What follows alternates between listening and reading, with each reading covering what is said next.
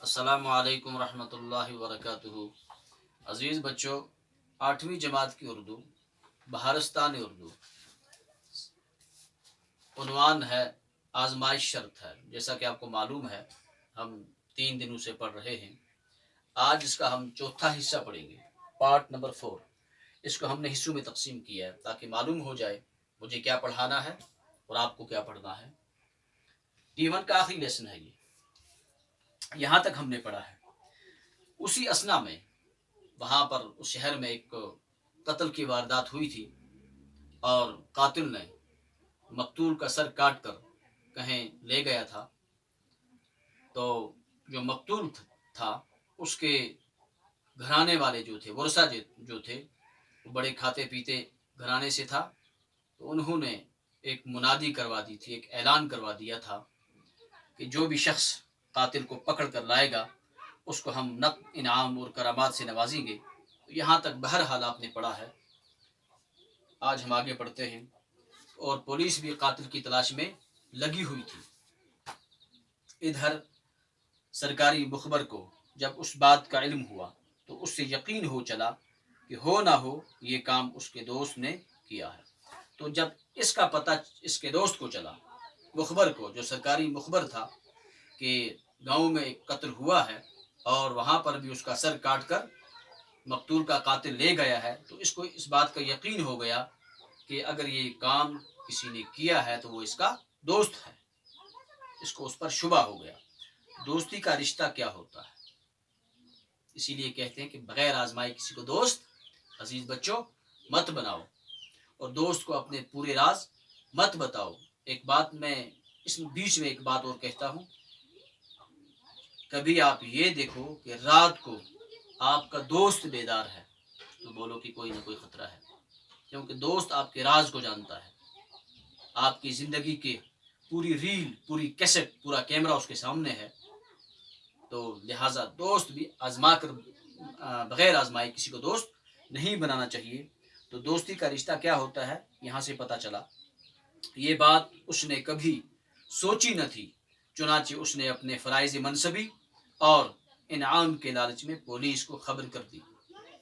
چنانچہ یہ سرکاری جاسوس تھا، اس نے اپنا فرض منصبی، فرائض فرض کی جمع، اس کا منصب یہی تھا، اس کا عہدہ یہی تھا، یہ مخبری کرتا تھا۔ منصب کے معنی عہدہ، اور انعام کے لالچ میں فرائض، ایک تو فرض منصبی سمجھ کر اور انعام کے لالچ میں پولیس کو خبر کر دی، اور پولیس کے عملے کو لے کر اپنے دوست کے گھر کی طرف روانہ ہوا۔ پولیس اٹھائی اور اپنے دوست کے گھر کی طرف رواں دواں چل پڑا۔ راستے میں اس نے اپنے دوست کو گھر کی طرف جاتے ہوئے دیکھا۔ راستے میں اس نے اپنے دوست کو اپنے گھر کی طرف جاتے ہوئے دیکھا تو اس نے پولیس کے عملے کو قاتل کی نشاندہی کراتے ہوئے یہ درخواست کی کہ وہ اسے اپنے دوست کا سامنا کرنے کی اذیت سے بچا رکھے۔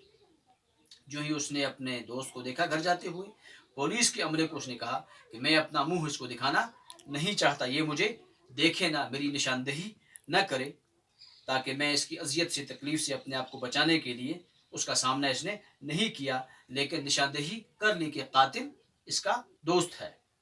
اس نے اپنے دوست کو گھر کی طرف جاتے ہوئے دیکھا تو اس نے پولیس کے عملے کو قاتل کی نشاندہی کراتے ہوئے پولیس کو کہا کہ قاتل یہی ہے، یعنی کہ اس کا دوست۔ یہ درخواست کی کہ وہ اسے اپنے دوست کا سامنا کرنے کی اذیت سے بچائے رکھیں۔ پولیس کو کہا کہ اب میرا اس کا آمنا سامنا نہیں ہونا چاہیے، لیکن قاتل یہی ہے۔ منہ بھی نہیں لگا۔ یہ کہہ کر وہ ایک طرف کو چھپ گیا اور پولیس نے نوجوان کو گرفتار کر کے تھانے پہنچا دیا۔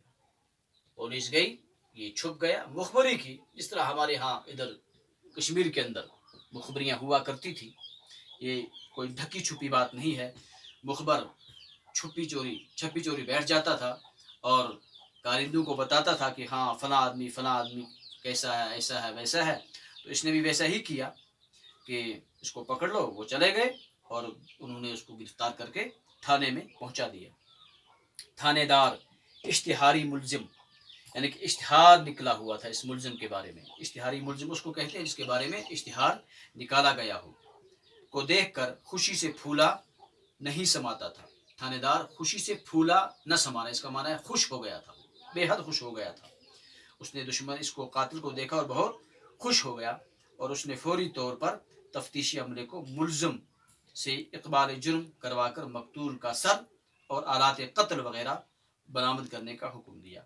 उसने अपने अमले को बताया, तफ्तीश शुरू हो गई, मारपीट शुरू हो गई और कातिल ने इकबाल जुर्म भी कर लिया। इकबाल जुर्म कहते हैं जो अपने जुर्म का इकरार करे, इसने जुर्म का इकरार कर ही दिया। मकतूल का सर और आलात कत्ल वगैरह बरामद करने का हुक्म दिया और थानेदार ने हुक्म दिया अमले को कि आप इसके साथ, कातिल के साथ जाओ और मकतूल का सर और आलात कत्ल, उसका सर और जिस चीज़ से इसने अपने आंगन में खोद कर उसको घड़ा खोद कर रखा है वो भी लेकर यहाँ पर आ जाओ।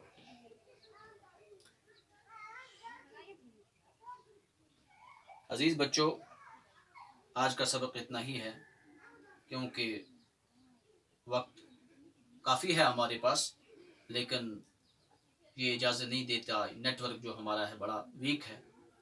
तो इंशाअल्लाह कल फिर मिलते हैं। अस्सलामु अलैकुम रहमतुल्लाहि